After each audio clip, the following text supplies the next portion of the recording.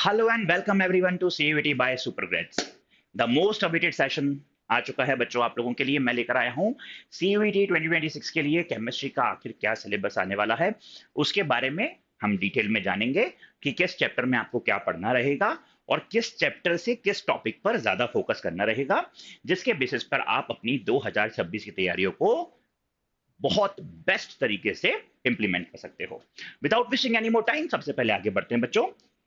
CUET common university entrance test है, जिसमें हम लोग दिल्ली यूनिवर्सिटी, बनारस यूनिवर्सिटी और बहुत सारी जो रिनाउंड यूनिवर्सिटीज है हमारे इंडिया की, उसको हम इजीली अचीव कर सकते हैं हमारे गोल को और वहां पर जा सकते हैं।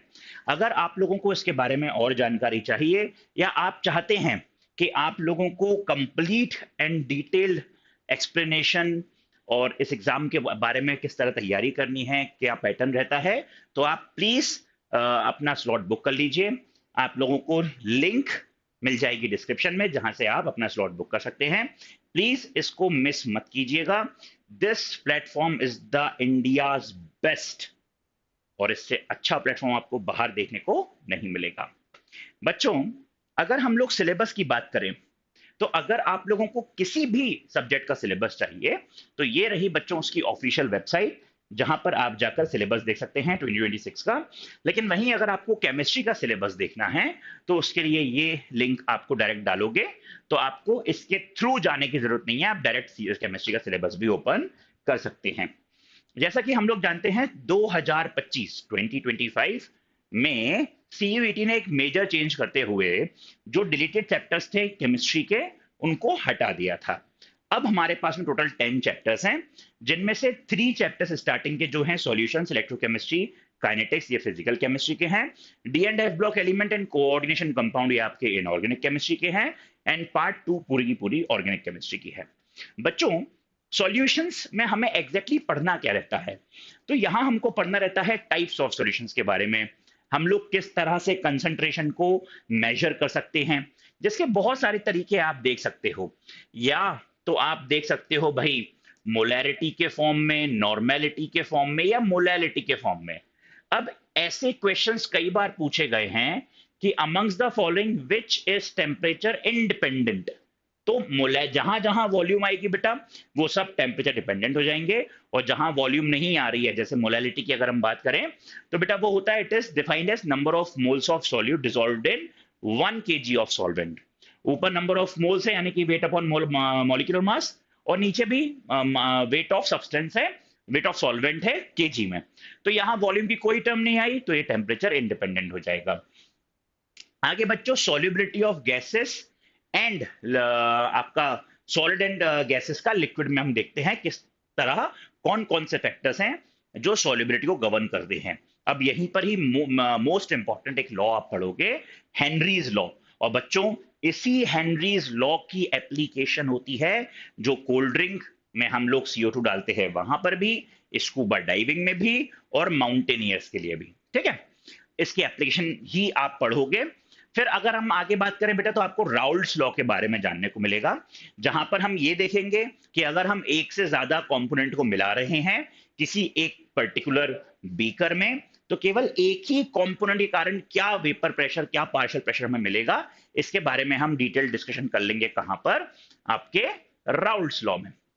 Last but not the least, इसका सबसे मोस्ट इंपॉर्टेंट चैप्टर है बेटा कॉलिगेटिव प्रॉपर्टी। अच्छा, राउल्ट्स लॉ की थोड़ी सी डिस्कशन और करना चाहूंगा। राउल्ट्स लॉ में आप ये भी पढ़ोगे कि कौन कौन से सॉल्यूशंस हैं जो राउल्ट्स लॉ को ओबे करते हैं और कौन कौन से डिसोबे करते हैं।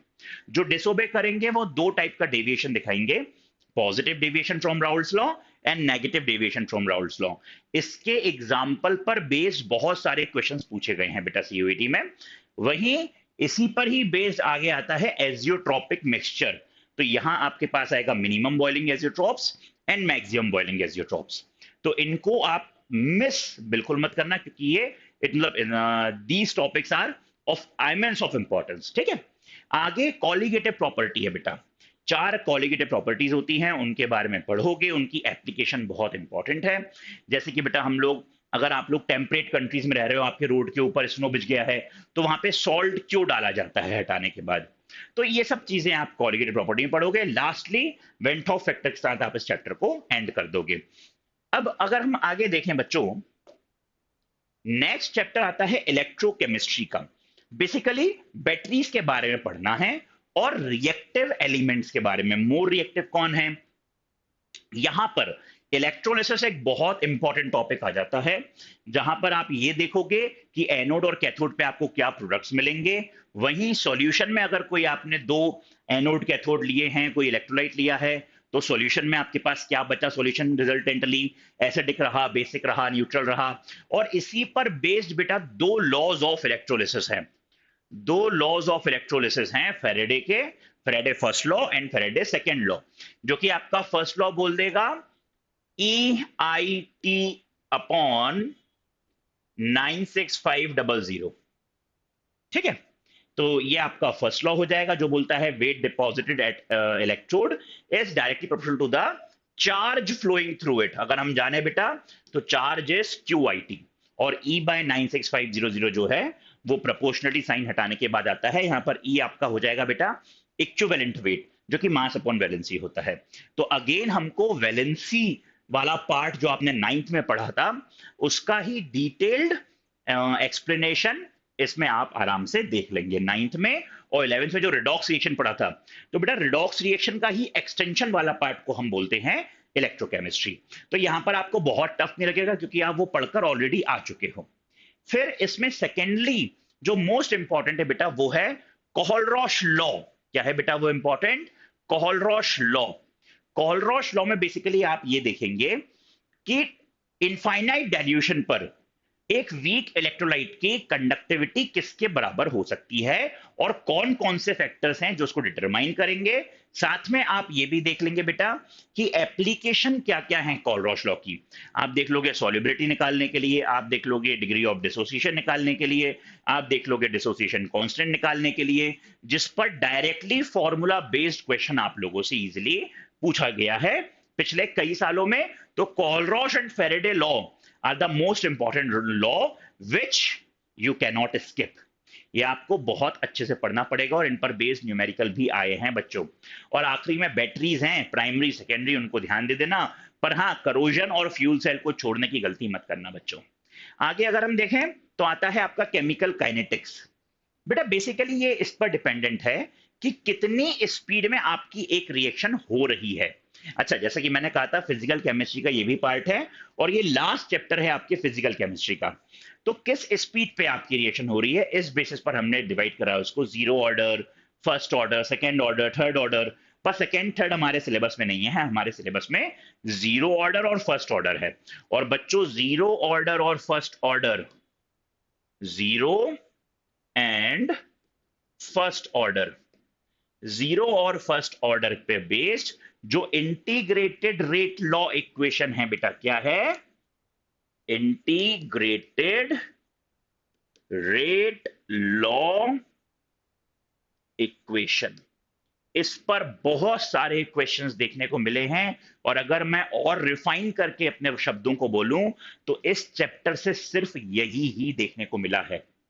तो अगर आप लोगों के पास में आखिरी का समय आता है अगले साल, जहां आपको क्विक रिवीजन करनी है, कुछ दिन बाकी हैं, या मान लो अ वीक इज लेफ्ट, तो बेटा आप लोग इस चैप्टर से अगर न्यूमेरिकल्स और कॉन्सेप्ट बेस्ड क्वेश्चन सिर्फ इन जीरो ऑर्डर और फर्स्ट ऑर्डर के आसपास घुमाते हो, हाँ एक मॉलिक्यूलरिटी का क्वेश्चन आया था 2023 में, तो उसको भी थोड़ा देख लेना। इसके बाहर इस चैप्टर से कुछ भी नहीं पूछा जाता है।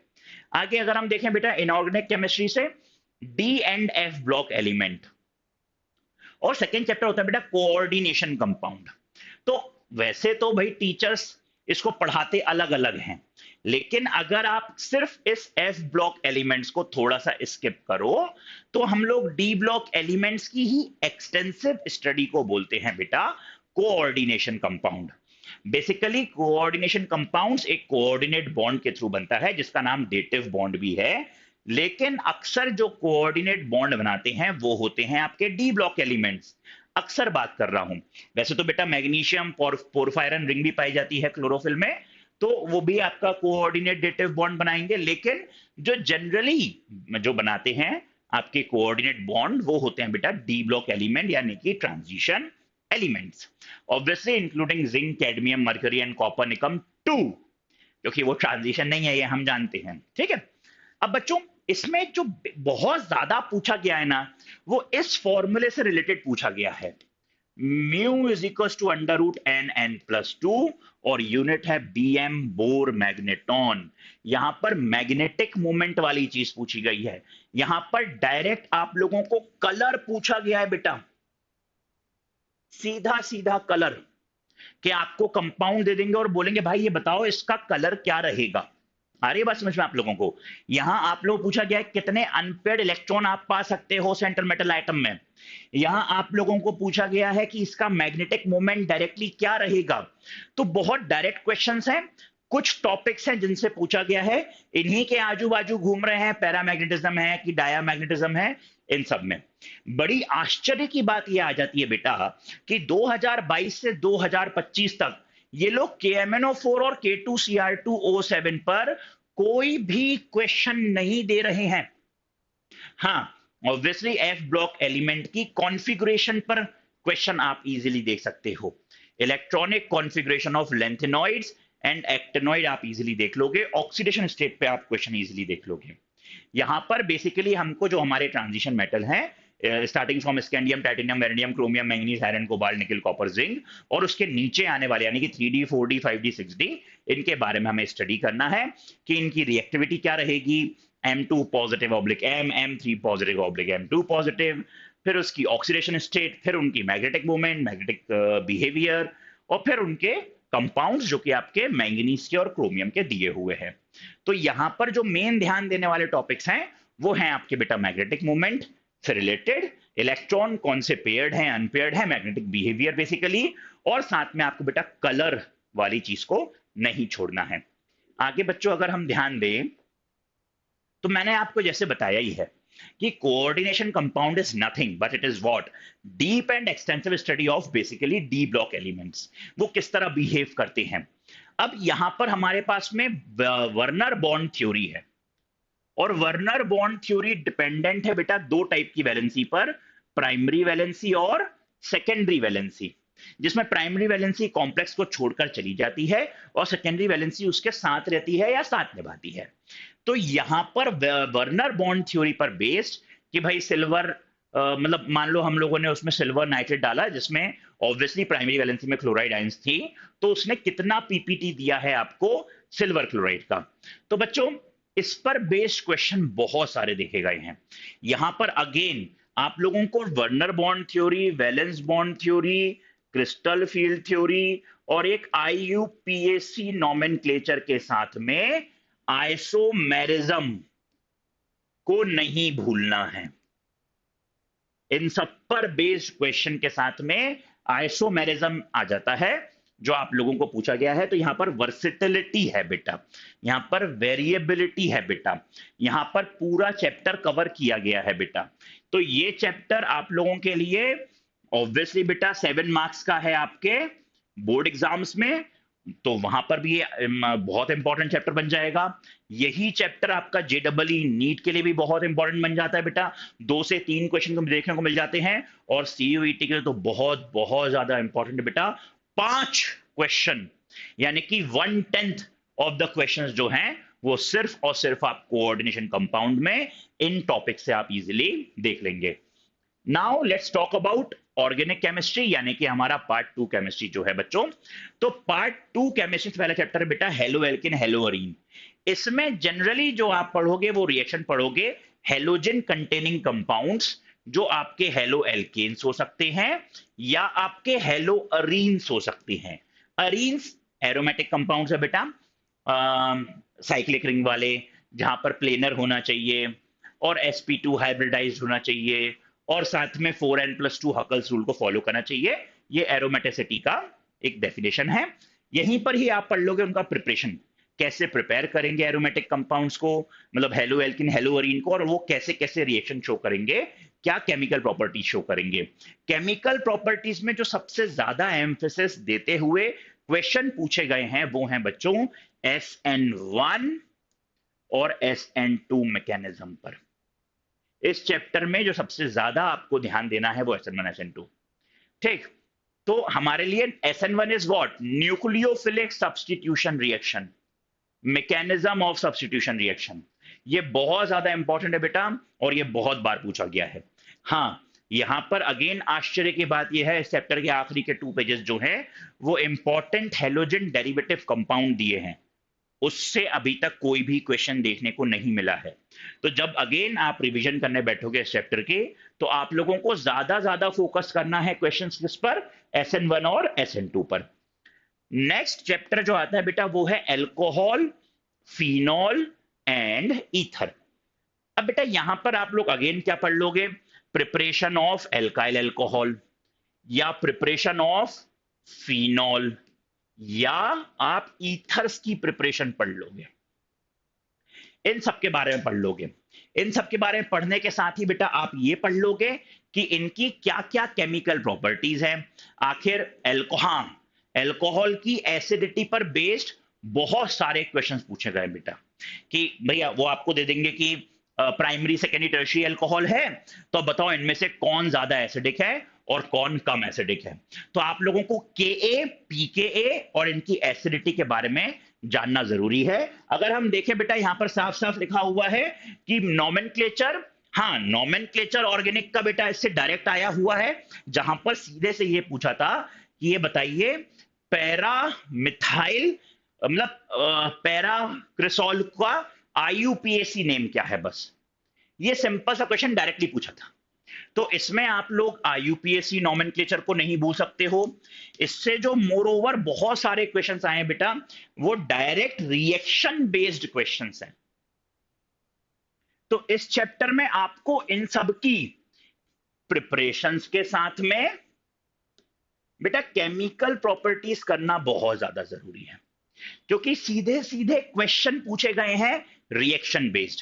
यहीं पर ही आप रीमर्टीमैन रिएक्शन, आप यहीं पर ही देख लोगे कोल-बेस रिएक्शन, आप यहीं देख लोगे कि किस तरीके से फ्रैक्शनल डिस्टिलेशन करके हम ऑर्थो नाइट्रोफिनॉल और पैरा नाइट्रोफिनॉल को अलग कर सकते हैं।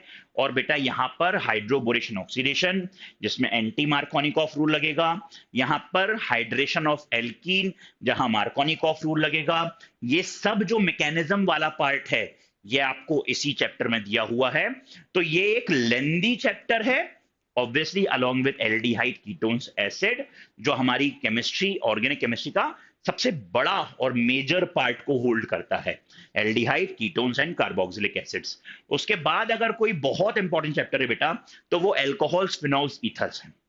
और मैं इन दोनों चैप्टर्स को अलग नहीं मानता। उसका मेन कारण यह है बच्चों, क्योंकि रिमर्टीमैन का लास्ट प्रोडक्ट है सैलिसिल्डिहाइड, जिसको हम लोग जिंक डस्ट लाके बेंजल्डिहाइड में कन्वर्ट कर सकते हैं। तो अल्कोहल्स का ऑक्सीडेशन जनरली जब हम करते हैं तो वी विल गेट एल्डिहाइड और कीटोन डिपेंडिंग अपॉन कि वो अल्कोहल क्या था। Primary alcohol will gives us aldehyde and secondary alcohol will gives us ketone. तो ये दोनों चैप्टर डिपेंडेंट है, और इन दोनों ही चैप्टर पर बेटा अगर एल्डिहाइड कीटोन एसिड्स की बात करोगे तो नेम रिएक्शंस, मैं फिर बोल रहा हूं बेटा इन दोनों चैप्टर से रिएक्शन बहुत पूछा गया है बेटा। डायरेक्ट रिएक्शन बेस्ड क्वेश्चन है। पैराग्राफ दे दिया उन्होंने, ये बोल दिया ए इससे रिएक्ट करा, बी बना, उससे रिएक्ट करा, सी बना, डी बना, ई बताओ आखिरी में क्या बना है। डी अगर किसी से रिएक्ट करा है तो ई बताओ क्या होगा। या कई बार ऐसा पूछा गया है A2E कंपाउंड्स के नाम बता दो। तो बच्चों इसमें आप लोगों को केवल और केवल स्लो एंड स्टडी मेहनत करनी पड़ेगी, और रिएक्शंस को याद करना पड़ेगा, उनका मैकेनिज्म समझना पड़ेगा। और एक बार अगर आप थोड़ी सी ट्रिक समझ गए ऑर्गेनिक केमिस्ट्री की, यहां पर जनरली होता क्या है भाई, हम लोगों को ऑक्सीडाइजिंग एजेंट, रिड्यूसिंग एजेंट्स याद कर लेने हैं, उनका फंक्शन याद करो बेटा। ये हमारी ऑर्गेनिक केमिस्ट्री में तो कई लाखों रिएक्शंस हो सकती हैं, होती ही हैं, लेकिन बेटा हम सारी रिएक्शन याद नहीं कर सकते। तो हमें क्या करना रहता है यहां पर, हम लोगों को जो कैटलिस्ट हम लेकर आ रहे हैं उसका फंक्शन याद रखना पड़ता है। से for example hydrogen in presence of palladium, nickel, platinum, ये एडिशन ऑफ हाइड्रोजन करता है, तो ये कार्बोनिल कंपाउंड को अल्कोहल में कन्वर्ट कर सकता है। तो हम लोगों को इस तरीके से याद रखना है। जैसे क्लेमेंसन रिड्यूसिंग एजेंट है, ZnHg प्लस HCl इसी चैप्टर में है, तो वहां वो क्या करता है, कार्बोनिल ग्रुप को C डबल बॉन्डो को डायरेक्टली कन्वर्ट कर देगा CH2 में। Same goes with the Wolff Kishner NH2 plus considered NaOH। तो बच्चों यहां पर बेसिकली हम लोगों को क्या ध्यान देना है, यहां हम लोगों को ध्यान देना है कौन कौन सी रिएक्शंस हो रही हैं, और वो रिएक्शन के ऊपर न्यूमेरिकल्स के साथ में रिएक्शन बेस्ड क्वेश्चन पर हमारा फोकस ज्यादा होना चाहिए। यहां न्यूमेरिकल से मेरा मतलब ये था, कई बार वो नंबर ऑफ आइसोमर्स पूछ लेते हैं, कोई ऐसा फिजिकल वाली कैलकुलेशंस नहीं है, लेकिन नंबर ऑफ आइसोमर्स पूछ लेंगे, ठीक है, तो उस पर आप ध्यान देना। अच्छा, अगेन मैं बता दूं, यहाँ पर मीथेनॉल इथेनॉल के बारे में, प्रिपरेशंस के बारे में है, उनकी प्रॉपर्टीज के बारे में है, लेकिन उससे भी बेटा बहुत ज्यादा क्वेश्चंस नहीं देखे गए हैं। आगे देखिए बच्चों, लास्ट जो रिएक्शन वाला मेन चैप्टर बचता है वो है अमीन्स। क्वाइट ऑब्वियसली बायोमोलिक्यूल्स में भी हमारे ग्लूकोज के ऊपर काफी सारी रिएक्शंस हैं। अमीन्स में बेटा ये लोग केवल और केवल बेसिसिटी के पीछे भागे हैं, सिर्फ बेसिसिटी के पीछे।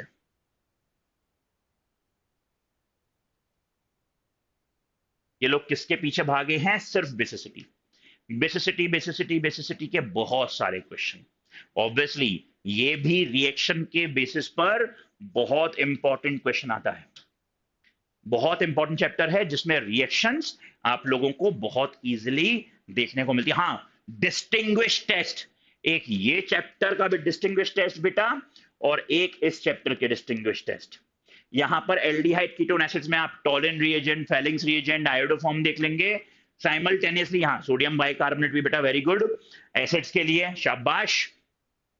और अमीन्स में बेटा अगर primary amine, secondary amine, tertiary amine को डिस्टिंग्विश करना है, तो एक तो प्राइमरी को करना है दोनों से, तो हमारे पास में आइसोसाइनेट टेस्ट है, कार्बेलामाइन रिएक्शन, और अगर हर एक को करना है तो हमारे पास में हिंसबर्ग टेस्ट है। फिर उसके बाद हम नाइट्रस एसिड टेस्ट है हमारे पास में। तो हमारे पास टेस्ट बहुत सारे हैं। जिन लोगों को नहीं समझ में आते हैं टेस्ट के बारे में, तो बच्चों प्लीज, मैं आप लोग कई बार बोल रहा हूं, फिर से बोल रहा हूं, अभी के अभी आप लोग जाइए और अपना स्लॉट बुक कर लीजिए। डिस्क्रिप्शन में आपको इजीली लिंक मिल जाएगी। यहां आप लोगों के माइंड में सीयूईटी से रिलेटेड अगर कोई भी डाउट है तो वो सब यहां क्लियर हो जाएंगे बच्चों। मोस्ट इंपॉर्टेंट जो की कॉन्सेप्ट जो हो सकता है दूसरे इंस्टीट्यूट्स नहीं बताएं, वो सब आप लोगों को यहां बता दिए जाएंगे। आप लोगों को कंप्लीट प्रिपरेशन के लिए अगर कोई चैनल चाहिए तो इससे बेहतर चैनल आपको इस देश में तो देखने को नहीं मिलेगा, ठीक है। Last but not the least भैया, बायोमोलिक्यूल आ जाते हैं। बायोमोलिक्यूल्स में जैसे ही आते हैं तो थोड़े मैथ्स वाले बच्चे घबरा जाते हैं कि अरे बाप रे, मैथमेटिक्स सर, हार्मोन्स कैसे याद रखें। लेकिन बच्चों हार्मोन्स याद करने पड़ेंगे। मतलब ये मेरे लिए भी बड़ा सरप्राइजिंग है as a teacher, hormone CBSE में बहुत कम पूछे गया है। ज्यादा पूछने, वेरी फ्रिक्वेंटली आज क्वेश्चंस में से हार्मोन्स को इंक्लूड नहीं करते। तो अक्सर टीचर्स बोलते हैं मैथ्स वाले बच्चों को कि बेटा जान दो, छोड़ दो, मत परेशान हो।